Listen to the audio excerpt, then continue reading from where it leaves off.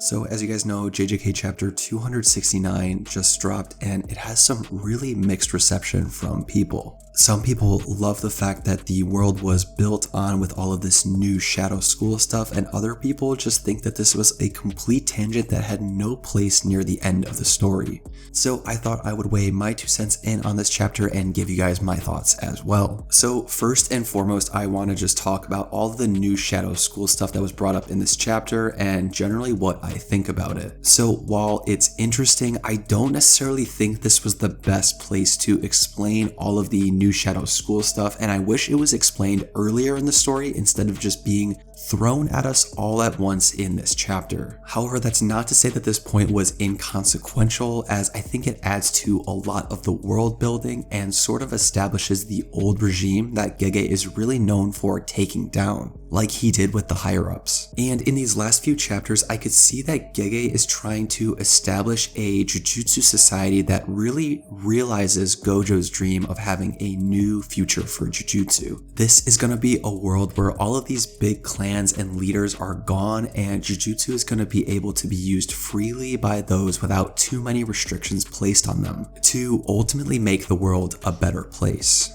And I think this theme is incredibly noble, and it's really cool to see the series wrapped up this way, but with so many low-hanging threads and questions that the fanbase has, now is really not the time to set this tone. Although granted, we have 2 more chapters left, so I'm not completely giving up hope, but I think you guys can kind of understand what I'm saying here. Let me know down below if you guys thought the new Shadow School stuff was a completely wasted plot point, or you can kind of see the value in Gege including it in this chapter. The second thing that I actually did like about this chapter, albeit it's not the most popular thing of course when it comes to manga, is the dialogue here. And I know when it comes to battle mangas, people just love to see these really cool panels, but now that we're getting to the end of the series, I don't think that we're going to be seeing that sort of stuff. But in a way, I really like to see how Maki was basically an advocate for the entire fan base here, which led to explanations like why she didn't take out Kenjaku, why they could only use one recording device for Inumaki's cursed speech, how Yuta was ultimately able to get back to his body, why they misused Higuruma in the final battle, and basically all these other contingencies where it literally felt as if Gege was consoling all of his readers here. And in all honesty here, I think this is a completely normal reaction from the characters in the series. You guys have to remember that during the 1-month time skip before the battle with Sukuna, these guys were non-stop planning for this one day for that entire time period. All these sorcerers put their ideas together in order to tackle the biggest threat to their society imaginable. And as we know, we're all our worst critics, so it makes complete sense that they're punching holes in their own plan and looking back on it with some regret. So from a character and psychological stance, this heavy dialogue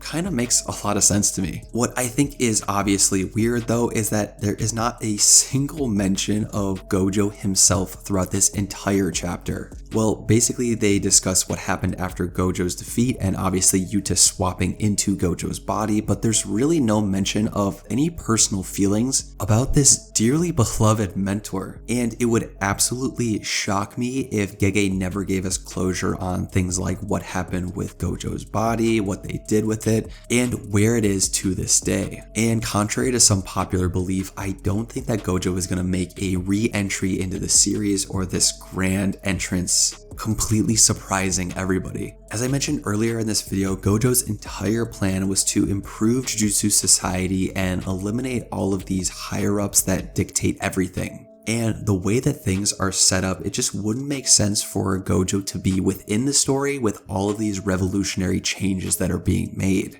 It would make much more sense for Gojo to be looking down at his students, happy with all the progress that they made and the new world that he carved out for them. But those are my thoughts on this chapter. I wanted to keep things short and sweet here because I did make a long chapter review a couple days ago, and if you haven't checked it out, I'll leave a video tag in the corner right here. But what do you guys think? Did you think this chapter was too idealistic and left everything in a perfect condition and there was no major losses from the protagonist side? Did you guys like the dialogue and exposition that we got on the final battle and all these different conditions that were fully fleshed out here? Or did you just simply think that this was unneeded and wasted space from Gege? I'd love to hear your thoughts in the comments down below. If you guys enjoy this content, be sure to like, comment, and subscribe so I can continue to put out the best anime content for you. With that being said, thank you guys so much for watching, and I will see you in the next one. Stay curious, anime fam. Peace.